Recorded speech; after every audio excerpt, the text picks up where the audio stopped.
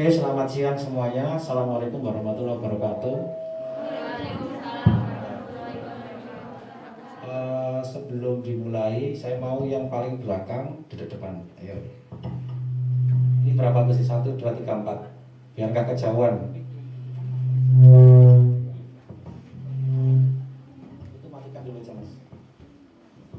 Ayo, biar yang agak ke sini. Nanti nggak kelihatan matanya.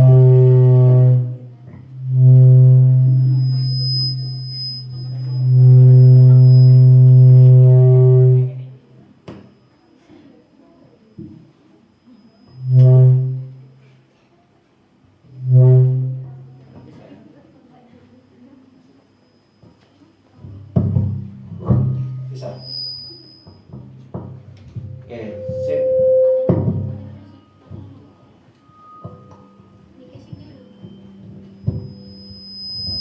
Nanti jangan khawatir, yang di belakang pasti tak tanya-tanya. Jadi biar interaktif, biar nggak ngantuk ya. Ayo. Jadi biar datang ke kuliah pakar ini ada manfaatnya. Jadi nggak cuma datang terus ya ada manfaatnya ya, buka bersama ya. Ya. Jadi kalau bisa pulang juga bawa ilmu. Oke, bisa di slide-nya bisa di view dulu, Bapak Ibu, Mbak-mbaknya. Sekarang sebelum nunggu slide, Pak Riki mau tanya, siapa yang tahu lulus kuliah ini mau jadi apa? Ayo, katakan dulu.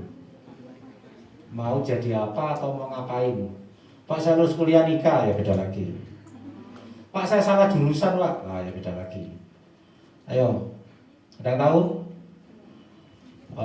Mbak yang pakai masker warna muda, ayo maju. Ayo ngomong, ayo. Salahnya mbaknya di tengah, kelihatan maksud sama saya. Ayo ngomong, bisa minta mic-nya, Mbak. Jadi biar tahu, biar materi yang Pak Riki sampaikan ini akan masuk. Kasih ya? Ya, tanya gimana? Mbak siapa namanya? Perkenalkan diri. Ya, silakan. Oh iya, Pak Riki yang belum tahu siapa namanya. Nimas. Terus kalau Nimas ini semester berapa sekarang? Semester 4. D3 ya? D4 atau D3? D4. D4 berarti 4 tahun. Iya. Setelah lulus ngapain? Tahu? Belum kepikiran. Kerja. Kerja di mana? Nah, itu benar. Kerja. Pengennya. Ya, nggak apa-apa. Ini itu pengen di rumah sakit Melati. Wardi. Pengennya. Ya. Oke, ini di rumah sakit intinya ya. Oke, Mbak Nimas, makasih. Ya, udah. Siapa lagi yang mau ngomong? Mbak Nimas pindah ke rumah sakit. Siapa yang mau bicara lagi? Ayo Mas, yang di tengah ini. Ayo, maju. Mas siapa? Pak Riki pengen tahu.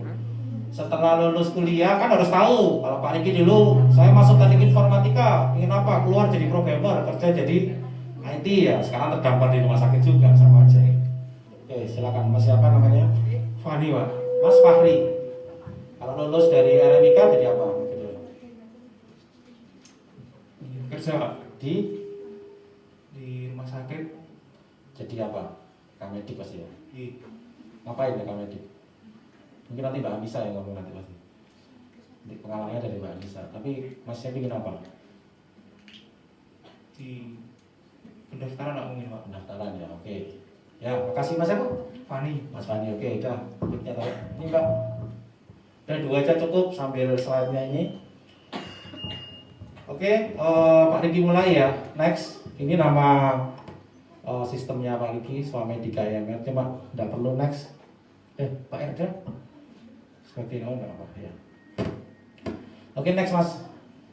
Pak Riki lupa bawa yang ini. Oke, tak kenal maka tak sayang. Pak Riki mau perkenalan dulu. Coba next Mas. Jadi Pak Riki ini S1-nya Informatika ITS Surabaya, tahu ya. Jadi lulus sudah tahun 2006. Ini sekarang lagi ambil S2 Mars di UGM. Tapi kenapa kok ngambil S2 Mars? Karena 14 tahun, hampir 15 tahun Pak Riki ini bergelut di bidang yang namanya healthcare. Rumah sakit itu sudah yang mendarah daging. Wardi itu juga dulu salah satu yang Pak Riki bantu. Di Solo ada rumah sakit ortopedi Suharso. ada RSUPM Jamil, ada Rumah Sakit RSUP Surakarta. Jadi orang IT terdampar di healthcare. Gitu. Tapi ya nggak sengaja, tapi ya menjadi suatu kekuatan gitu. Jadi ini profilnya Pak Riki sudah bantu hampir 15 rumah sakit besar, BUMN dan 120 klinik se-Indonesia. Oke, next. Ini jadi tadi Pak Riki udah ngomong Pak Riki bantu. Ini salah satu yang Pak Riki bantu. Next Mas. Ini ada animation, ada lah. Ini contohnya perawat ini 6 tahun yang lalu perawat itu sudah pakai iPad untuk memasukkan asesmen keperawatan di Tangerang. Ini yang namanya RME, Rekam Medik Elektronik. Next, ini dokter udah input. Oke. Perawat juga sudah input. Semuanya sudah digital. Ini 6 tahun yang lalu loh. Ini Pak Riki cerita 6 tahun yang lalu. Sekarang lebih seru lagi betul. Nanti akan kita ceritakan. Di RSUPM Jamil Padang memang belum. Jadi ini pengalaman kita cerita portofolio Pak Riki dulu. Sudah. Artinya yang Pak Riki omongkan itu semua berdasarkan kenyataan dan tidak hanya teori. Sudah pernah menjalankan sistem seperti ini. RSUPM Jamil Padang itu kecepatan apa Islam? RSUPM Jamil Padang itu 1.200 pasien kalau tahu kunjungannya sehari. Itu rumah sakit besar sekali. Muwardi mungkin sekitar segitu ya. Jadi pernah merasakan load rumah sakit gede itu pernah merasakan. Sampai ke kios-kiosnya. Ini sampai di demo itu pernah. Karena kan dengan antrian tadi kan biasanya ada calo-calo antrian itu hilang semua. Itu satu antrian 50.000. Bayangkan sehari 1.200 berapa juta uang yang hilang. Tapi itu sudah kita lalui. Oke, next Mas. Next terus. Oke, yang ini yang di Solo. Jadi Pak Riki udah bantu di Solo hampir 8 tahun yang lalu, nggak salah 2014. Next. Nah di Solo, Surakarta tahu kan, RSUP sebelahnya Yarsis itu sudah kita bantu. Itu dari mulai nol sampai jalan, sampai back office, antrian juga. Jadi kenapa Pak Riki tulis di atas front office, BO, antrian BO itu back office ya, yang cowok-cowok jangan mikir aneh-aneh, back office itu ya. Jadi kalau Pak Riki ngajar, biasanya Pak Riki akan bedakan digitalisasi berdasarkan 4. Front office, back office, ada CRM, Customer Relationship Management. Customernya rumah sakit itu pasien, salah satunya antrian. Kemudian yang terakhir RME, Rekam Medik Elektronik. Jadi nggak semua rumah sakit RME, tetapi akan ya, maka nanti Pak Riki akan cerita. Oke, next Mas. Verina ini sudah ya medical record dan ini sudah Pak Riki bantu malah 8 tahun yang lalu, udah lama Mas. Dia sudah tidak ada yang namanya kertas. Jadi ini yang paling garis bawah itu tidak ada yang namanya kertas. Ya. Oke, next. Dan ini nyata loh ya. Ini bukan impian, ini nyata. Sudah Pak Riki jalankan. Oke, next. Mas. Jadi kenapa Pak Riki tadi cerita, kamu mau kerja apa? Harus tahu. Kalau sudah ada punya pikiran, Pak saya nanti jadi loket. Bisa aja Bapak, Mas Mbak-mbaknya ini lulus nggak ada yang namanya loket nanti. Terus siapa? Mau jadi apa? Nggak ada yang namanya rekam di kantor-kantor bekas sudah nggak ada, kertas nggak ada. Ya, itu yang Pak Riki mau sampaikan. Oke, next. Ini salah satu prestasi Pak Riki 2012 di RSO.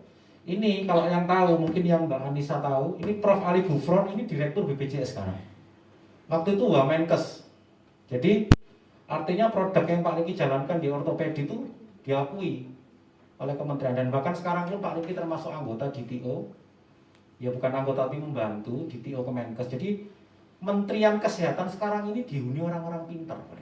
Ada namanya DTO, Digital Transformation Officer. Itu ada dari Gojek, ada dari Tokopedia, orang-orang hebat.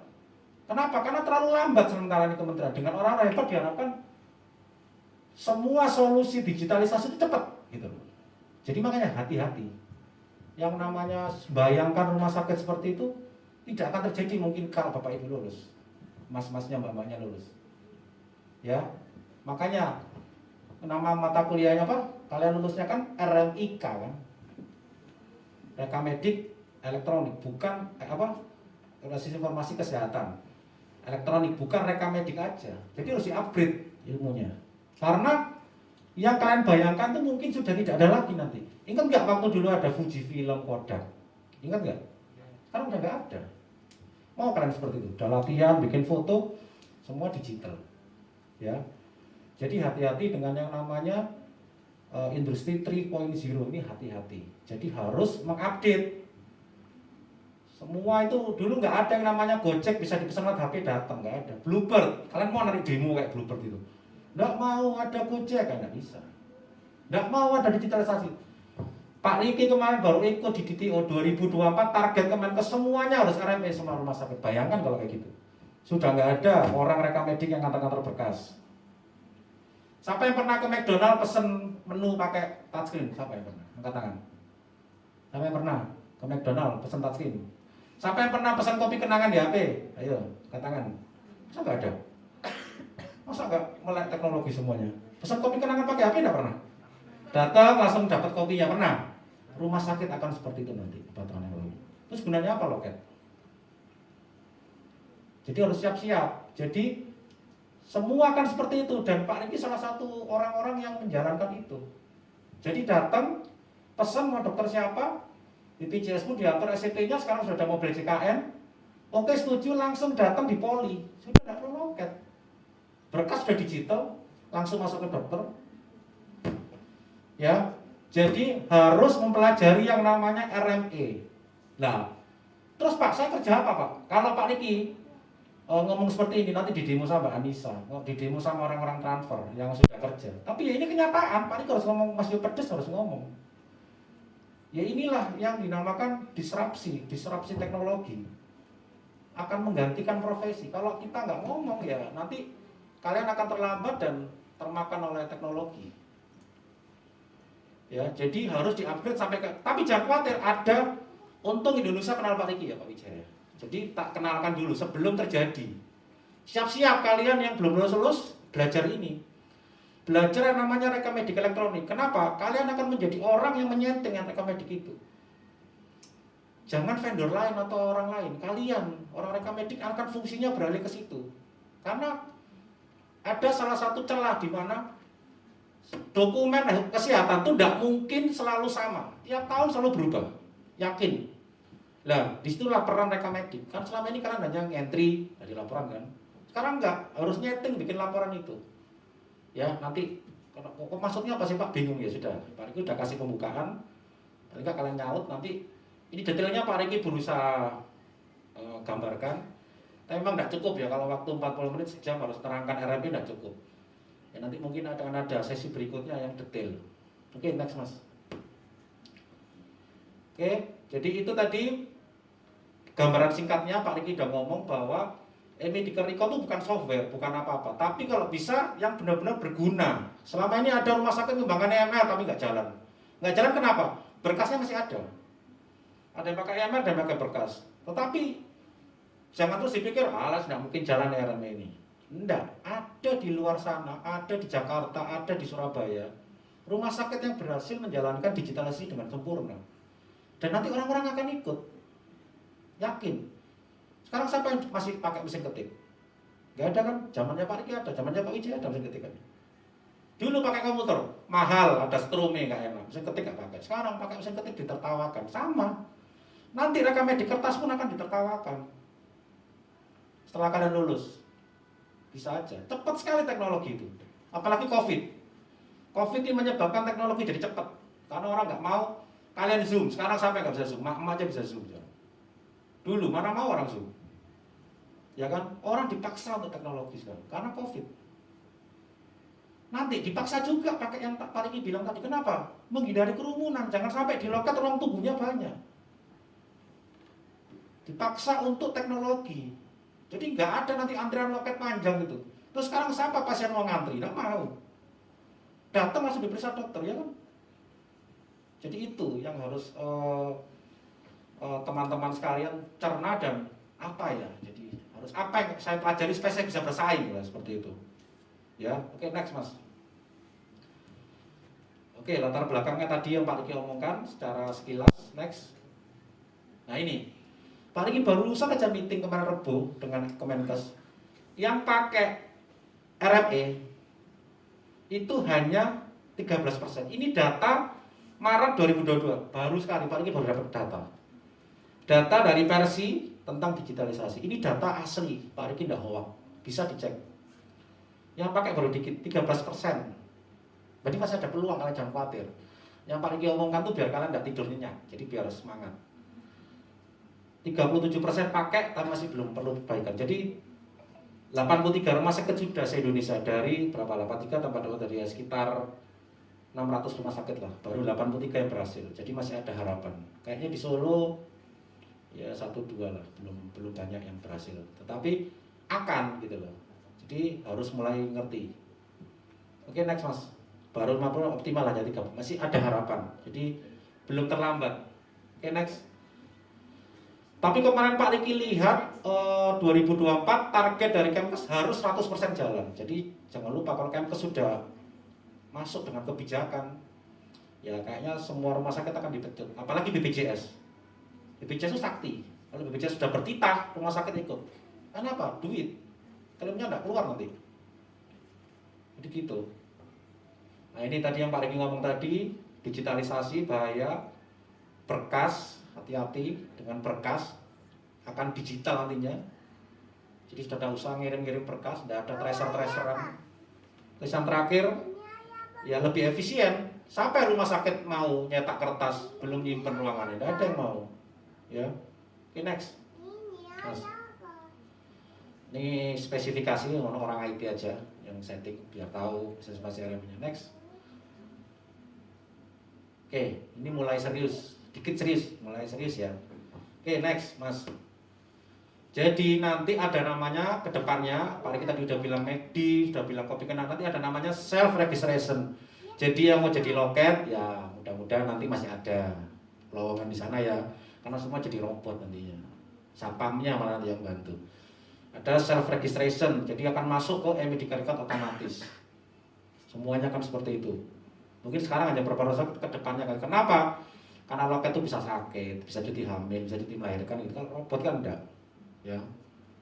Kiosnya enggak. Bahkan yang lebih pintar nanti rumah sakit menjalankan pakai tabletnya kayak kopi kenangan gitu ya, enggak pakai alat. Pakai handphone.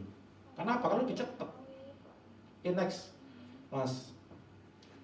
Dia akan masuk ke medical record, kemudian akan masuk ke asesmen keperawatan otomatis. Next. Nah ini, kalau ada jelas ya di sini, alasan kunjungan, tujuan kunjungan dan sebagainya ini sudah mirip seperti manual. Kalau kalian nanti ke rumah sakit praktek ya, ada namanya tujuan kunjungan, itu nulis. Kalau ini sudah enggak. Tujuan kunjungan kontrol ya, keluarnya apa, diare, langsung keluar frekuensinya berapa, ininya berapa, lamanya berapa gitu. Otomatis. Bisa sesuai poli. Kalau polinya poli anak ya anak-anak, nanti ada screening gizi dan sebagainya. Next Mas. Ini alasan kunjungan pasien. Oke, next. TTV. TTV itu tanda-tanda vital. Next Mas. Nah ini keadaan umum, tekanan darah, pernafasan. Lah, kenapa Pak Riki ngomong masih ada harapan? Ini ya, form ini itu nanti kalian lulus bisa berubah. Besok Pak Riki setelah ngomong ini bisa berubah. Karena WHO, Dinas Kesehatan itu selalu badan akreditasi itu selalu merubah. KARS itu selalu merubah karena mana yang paling membuat pasien stevia bagus. Nah itulah tugas kalian yang merubah ini. Bukan orang IT.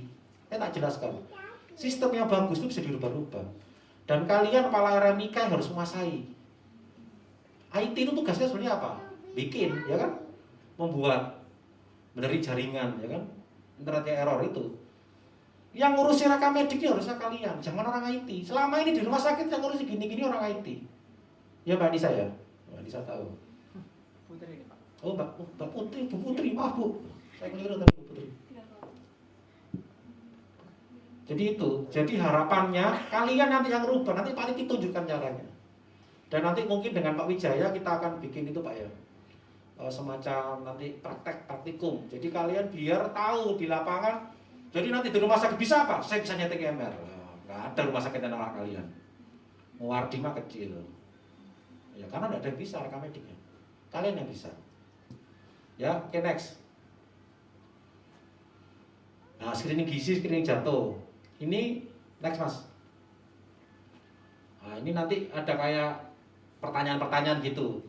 Apakah perlu bantuan? Ya, apakah perlu ini? Tidak. Apakah perlu ini? Akhirnya keluar, biasanya dipasang stiker. Kalau dia orangnya rentan jatuh gitu kan, orang tua ya kasih stiker gitu, terus kasih kursi roda. Itu ada penanganannya. Ini perawat banget. Lah ini bisa berubah. Pertanyaan-pertanyaannya nih. Sampai pernah nyeting Google Form? Apa? Ada? Pernah ya? Nanti akan seperti itu di sistem. Tapi ya nggak sembarangan, ini lebih kompleks karena harus ada scoring-scoringnya. Jadi skor segini penanganannya apa, skor sini penanganannya apa gitu. Ini akan otomatis. Oke, next mas. Asesmen keperawatan. Jadi tadi screening gizi, screening. Tadi kan jadi kalau di perawat itu inti dari perawat itu dia melakukan. Jadi dokter nanti mungkin teman-teman yang sudah belajar masalah asesmen medis itu ada namanya SOAP kan, Subjective Objective Assessment Planning. S-nya itu subjektifnya.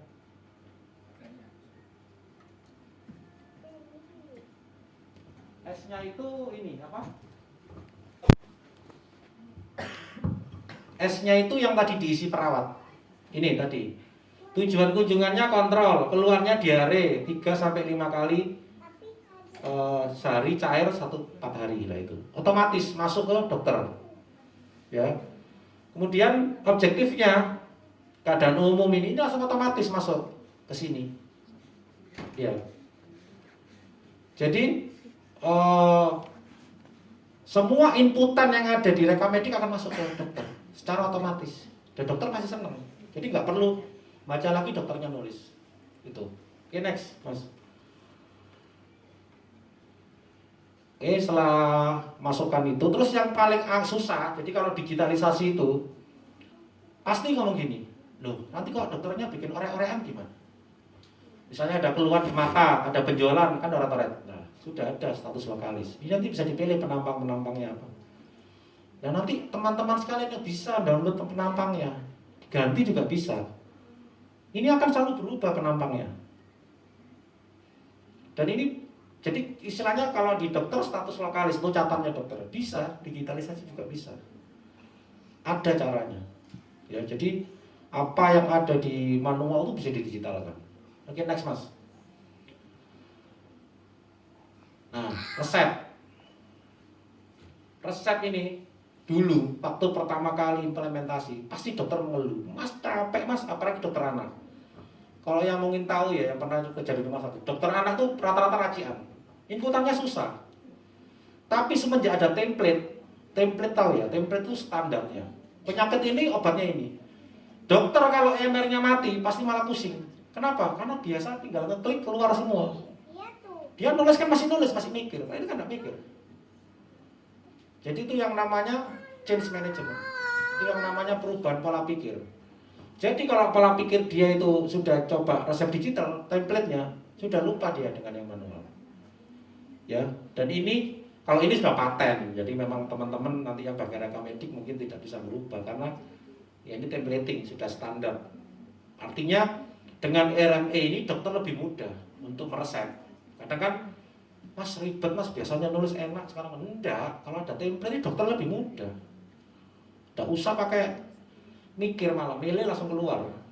Ya, next. Oke, next lagi. Nah, hasil radiologi kalau digital biasanya kan dicetak, ada PACS namanya. Next lagi mas. Ini sudah dipakai oleh beberapa rumah sakit saya yakin. Tapi saya ingatkan kembali, jadi tidak perlu nyetak film. Bahkan sudah ada format dekom sekarang itu, jadi lebih detail juga bisa. Ya, jadi semuanya kan seperti itu. Jadi tidak perlu pasien itu kemana-mana membawa hasil radiologi.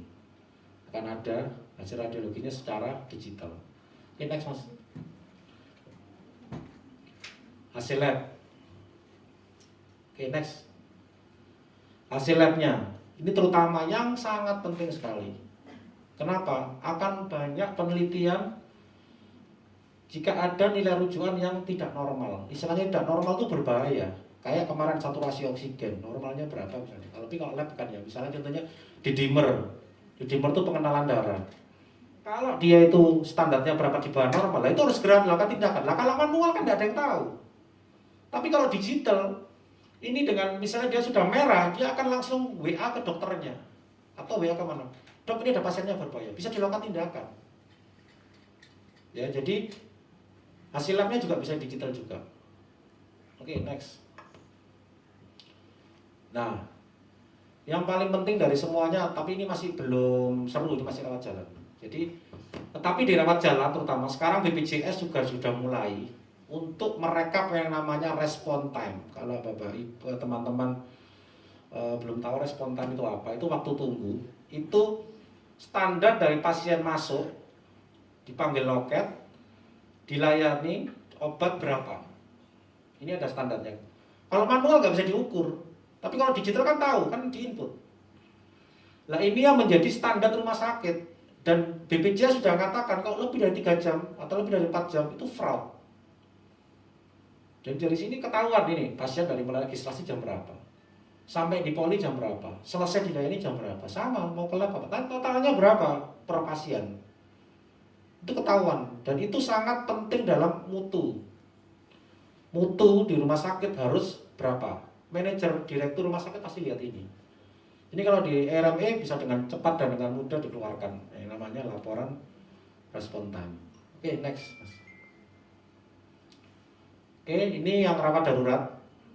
Pak Niki cerita kalau RME, triase, mungkin ada beberapa yang belum jalan. Memang agak susah di darurat karena kan darurat di sana. Harus dilayani, harus diapa, kan tidak bisa orang input gitu kan mikirnya. Ada yang bisa, tergantung dari alatnya. Kalau triase memang rata-rata harus pakai iPad atau biasanya ada portable mesin gitu jalan. Nanti diinput di situ. Nah ini contohnya, misalnya pasiennya dead on arrival. Dead on arrival itu artinya DOA itu pasiennya datang udah meninggal. Itu tidak perlu diinput. Tinggal diisi apa-apa gitu. Nah ini nanti inputan dead on arrival ini bisa berubah. Nah, ini teman-teman rekamedik yang berubah, form-formnya itu. Pilihan juga bisa berubah. Oke, next Mas. Ini makanya patologi bisa dikustomisasi karena bisa berubah standar dari KAS. Oke, next. Ada tindak lanjutnya mau dimandikan atau mau dikubur gitu. Seru, menakutkan ininya tindak lanjut. Oke, yang terakhir ini. Ini adalah solusi bagi RMP yang nggak jalan di beberapa rumah sakit karena tidak nutut, pasien harus dilakukan tindakan dulu. Nggak mungkin diinput-input. Tapi buktinya ini ada namanya triase non registrasi. Jadi pasien bisa dilayani tanpa dilakukan loket. Jadi tinggal tulis namanya siapa, tanggal lahirnya berapa, layani dulu supaya cepat. Nanti urusan biodata tunggu keluarganya datang kan biasanya kecelakaan masuk EGD. Tinggal masukkan namanya siapa, kalau yang tahu dari KTP-nya bisa dimasukkan ini dulu, tindakan dulu seperti itu. Jadi biar bisa dilakukan proses. Oke, next. Oke, jadi yang belum tahu triase itu adalah masa di mana pasien masuk IGD itu akan ditentukan. Next, Mas. Pasien ini darurat apa enggak? Kadang kan ada anaknya, aduh pusing-pusing masuk rumah sakit, masuk IGD aja. Nah, itu nanti akan ada kayak semacam pengukuran. Nah, ini pengukuran Glasgow Coma Scale, itu tingkat kesadaran, mengukur tingkat kesadarannya pasien tersebut. Jadi diukur misalnya contohnya eye-nya, matanya itu gimana, kan betul-betul binana atau apa. Nanti ini ilmu-ilmu kedokteran dan itu rumusnya bisa aja berubah. Jadi teman-teman yang berubah itu ada inputan dan ini nanti mengaruhi dari next Mas, triasenya. Jadi ada yang namanya false emergency. Jadi mungkin nanti yang teman-teman rekamedik tahu itu kan tidak diklaim BPJS berarti. Nah, itu inputannya dari sini. Next Mas. Nah ini dari pernafasan, sirkulasi, pemeriksaan dan sebagainya sampai akhirnya ketahuan kategori berapa. Oh kategori 3 emergency, kategori 1 non emergency dan sebagainya. Nah ini banyak inputannya. Kategori 2 ini agak nggak jelas ya Mas ya, Mbak ya, nggak bisa lebih jelas ya. Jadi di sini banyak kategorinya dan itu sudah standar dari rekamedik rumah sakit. Dan itu kedepannya bisa aja seperti ini, misalnya nadi terasa lemah, HR-nya gimana, tekanan darah lebih dari 160. Ini form-form yang di kategori frekuensi nadi. Jadi pasien datang itu dicek sama perawat untuk tahu ini masuk triase apa. Jadi kalau ke rumah sakit itu ada yang selambu 1, selambu 2, selambu 3, selambu 4 itu triasenya beda-beda. Paling emergency di kanan. Itu setelah ditentukan ini. Dan ini inputannya bisa berubah. Karena terus ilmu kesehatan terus berkembang. Tidak yang namanya pasti. Ya. Oke Mas, makasih Mas. Next lagi. Oke, setelah triase terwujud, akhirnya orang ini darurat. Masuklah ke asesmen keperawatan lah ini. Ini ada kayak semacam meja gitu, ada alatnya, ada printernya. Punya ada yang bagus alatnya, cuman ini dia diakal pakai geledekan gitu aja, pakai laptop, pakai printer. Data ini. Jadi diukur nanti asesmennya dimasukkan semua riwayat, terus tanda-tanda vital dan sebagainya. Jadi Pak Riki kenapa kasih gambar ini? Bahwa ini nyata gitu, dan ini 4 tahun yang lalu jalan. Jadi RME itu bisa jalan di rumah sakit dan akan jalan di semua rumah sakit. Tinggal menunggu waktu. Jadi inputan segini banyak ini diinput. Karena apa? Karena mereka nggak input ini manual ya, mereka harus input. Cuma di manual itu kan nggak kedeteksi. Pas ada orang kas saja baru diinput semua. Biasanya gitu. Tapi kalau digital kan nggak bisa. Dia nggak bisa lanjut kalau nggak disimpan. Jadi memerlukan manajemen untuk mengontrol. Oke, next mas. Asesmen keperawatan. Oke, next. Nah, ini sama juga early warning system. Nanti ada kalau jadi metode tipe dewasa EWS, kalau yang ibu hamil maternity MEWS, ada yang anak neonatal dan ada yang yang untuk ibu hamil juga ada. Jadi ini macam-macamnya itu beda-beda. Ada pernafasan, nadi, sistolik, suhu dan sebagainya. Ini nanti diinput juga dan hasilnya kan ketahuan di sana. Oh, skornya 1, apa yang terjadi? Kiri mas, evaluasinya. Evaluasi tiap jam. Jadi kalau pasien IGD itu datang ya, sakit kan, nggak bisa apa, dilakukan suatu tindakan. Oh ini, oke. Oh dievaluasi 4 jam. Jadi tiap 4 jam dievaluasi pasiennya. Terus, nah ini istilahnya sistem yang memberi saran ke perawat. Jadi sistemnya sudah termasuk sistem pakar. IMR nanti arahnya ke sana. Jadi jangan sampai guidance-nya itu salah. Gitu. Oke mas, next. Oke, rawat darurat, asesmen keperawatan seperti itu. Kemudian yang ini next. Semua yang ada di asesmen keperawatan nanti diinput oleh dokter. Jadi ini ada, ini masih keperawatan. Oke, tanda-tanda vital. Akan ada itu tadi standarnya. Oke, next mas. Oke. Nah ini medis, masuknya ke medis. Oke, ini. Jadi hasil dari inputan tadi akan otomatis masuk ke dokter. Oke, next mas. Inap juga sama.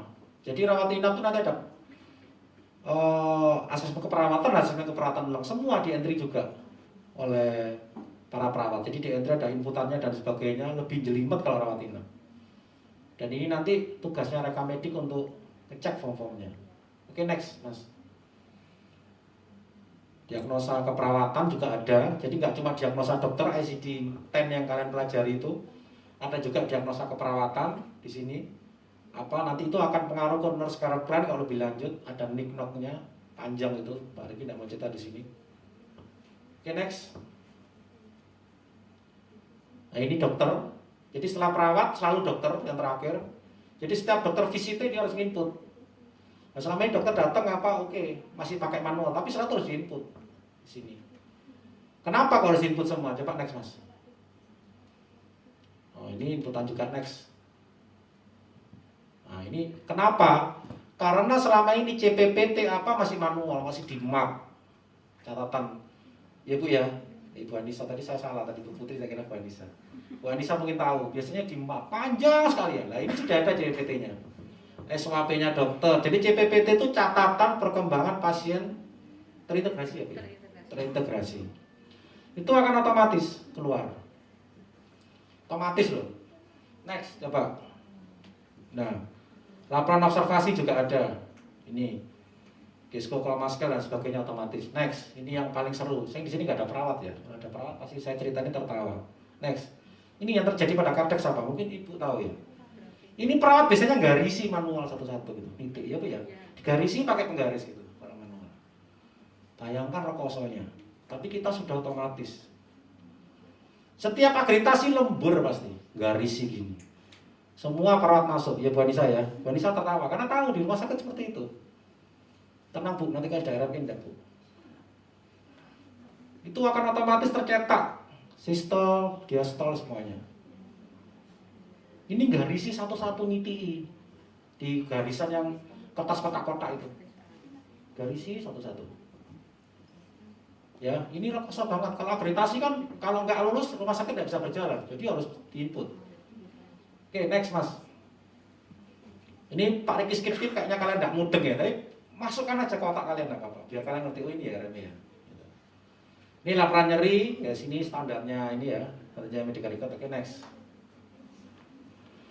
Nah, ini yang paling penting. Mungkin Vanessa juga nggak tahu. Next mas. Inilah yang dibutuhkan rumah sakit nantinya. Kenapa?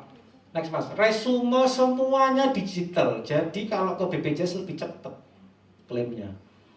Dan ini di bawah kalau diperbesar mas bawahnya. Turun bawah. Turun bawah. Oh, nggak kelihatan. Yang kiri coba sih. Nah ini bawah.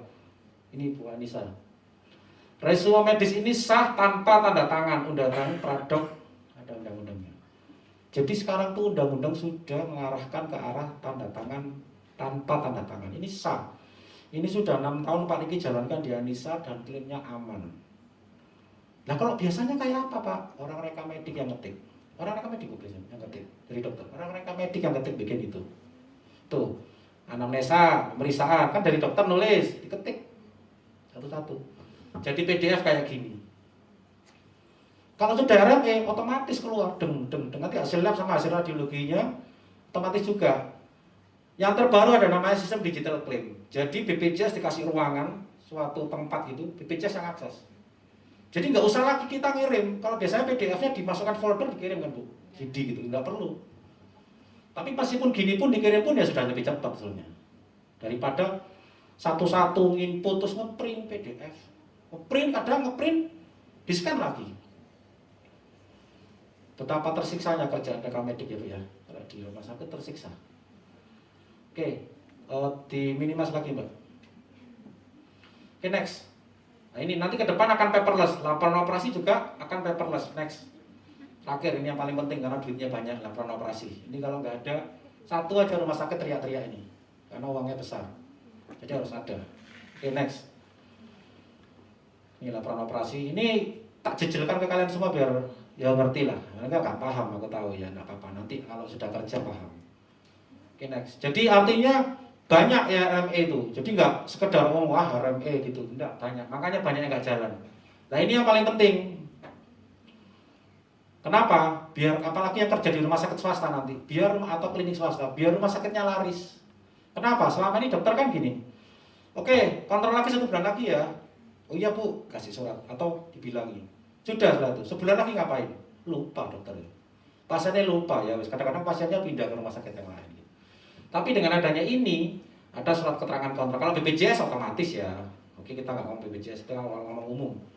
Nah, adanya ini, nanti akan ada reminder. Jadi ketika dapat surat rujukan, masuk ke sistem. Oke, next mas. Setelah ini kontrolnya tanggal berapa kan? Akan ada semacam, kalau dulu SMS, tapi kalau sekarang lebih canggih lagi WA mungkin, atau reminder dari sistem. Jadi waktunya kontrol. Jadi diingatkan, Bu, besok waktunya kontrol. Secara otomatis loh ya, bukan ada orang yang satu-satu terus WA. Sekelas DIH aja yang sudah canggih gitu, kali kita pasien di sana, itu masih manual. WhatsApp manual. Pak, kami dari ini gitu. Manual. Loh, manual itu enggak apa-apa. Tapi ini selain oke, next mas. Otomatis setelah itu akan keluar laporan realisasi. Jadi yang seharusnya datang sesuai jadwal kontrol, mana yang nggak datang lah, itulah yang perlu manual harusnya. Jadi nggak semuanya. Misalnya hari ini pasien kontrol harusnya 50, dikirim sistem secara otomatis 50 untuk mengingatkan. Oh ternyata datang 40. Lah 10 ini tugasnya customer support untuk menelpon, nggak apa-apa, atau WA manual. Daripada 50 gitu. Jadi tetap perlu ini. Perlu reminder. Dan kalian kadang-kadang misalnya nanti ada yang sudah punya anak, nggak ada ya, jangan sampai ya. Karena sudah hamil gitu kan ada kontrol ya Bu ya, kontrol bulanan, itu kan penting. Atau yang punya anak vaksin, waktunya vaksin. Itu kan kadang kita lupa. Oh ini waktu vaksin BCG atau apa. Dan diingatkan oleh sistem itu senang pasiennya kadang-kadang. Dan rumah sakitnya senang lagi pasiennya balik. Kan menjadi marketing juga bagi rumah sakit kalau swasta ya. Oke, next. Oke. Oke, next tadi hasil implementasi Pak Riki sudah paparkan tadi di Anissa Tangerang. Itu sudah Pak Riki jalankan 5 tahun yang lalu. Oke, next. Dan ini di Rumah Sakit Verina juga 8 tahun yang lalu, tapi belum full ya. Rumah Sakit Verina ini baru rawat jalan aja. Yang gede Marwatina belum, tapi yang sudah full yang di Rumah Sakit Anissa itu. Oke, next. Oke, next Mas. Nah, ini. Jadi, ini kemarin Pak Riki baru meeting Rebu kemarin barusan. Di TO Kemkes itu bilang sistem yang bagus seperti ini. Ini lihat ujung kanan tuh. Ini adalah kop suratnya Kementerian Kesehatan. Ini Pak Riki screenshot. Yang benar, jadi bikin tuh seperti ini. Jadi jangan dipaten. Bikin sistem MR jangan dipaten. Tabelnya apa aja jangan dipaten. Mungkin Mbak Putri ngerti kalau tabel apa ya. Jangan dipaten. Kenapa? Aturannya itu berubah terus. Sekarang A, besok B, besok C gitu. Oh iya Mbak, waktu saya kurang berapa Pak? Masih 5 menit lagi, Pak. 5 menit, udah cepat sekali ya, saya nggak kerasa dapatnya. Jadi seperti ini. Ini dari Kemkes. Coba next Mas. Nah ini sistem kita. Nantinya mudah-mudahan kalau tidak ada orang melintang ya Pak Wijaya ya, kita atur. Nanti kita ajari teman-teman sekalian biar tahu nantinya. Jadi contohnya coba dibesarkan Mas. Alasan kunjungan itu bisa disetting, bisa diinput-input nantinya. Nanti yang input itu adalah teman-teman para RMIK. Jadi sudah nggak usah IT Bu. Kalau berubah aturan nggak perlu IT Bu. Wah Mbak Putri maaf ya, saya bukannya IT ya.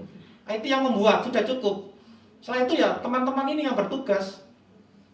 Kan nanti ke depan disrupsi sudah nggak ada lagi ya. Tugas kalian ini nyeting ini form-formnya ini.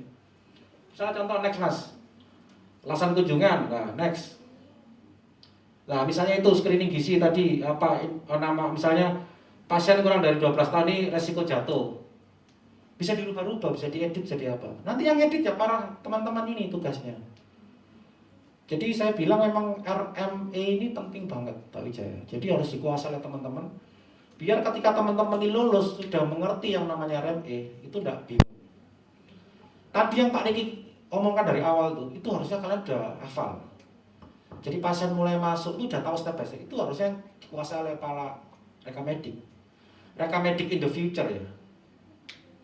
Kalau kalian hafal alurnya itu, yakin kalian cari kerja tidak susah. Apalagi bisa nyeting ini. Itu yang harus kalian kuasai. Jadi kasih solusi ini. Dan kebetulan di perusahaan kita sudah kerjasama dengan UGM Bu. Semua sistem ini kita free-kan karena kita bantu Kemenkes.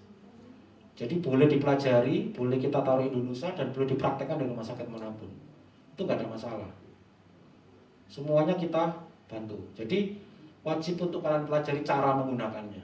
Dan ini pasti 100% berguna di rumah sakit manapun. Dan kita lihat kan tadi di awal, tidak semua rumah sakit jalan RME. Susah memang.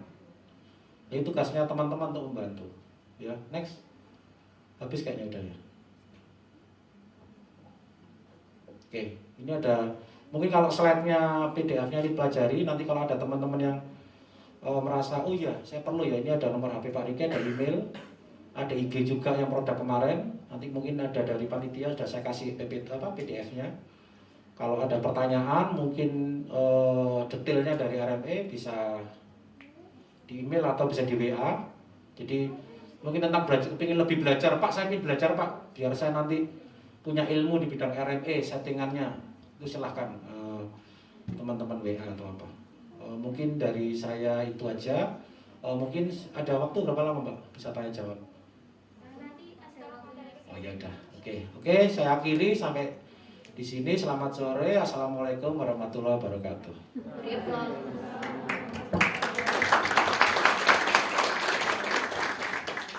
Terima kasih kepada Bapak.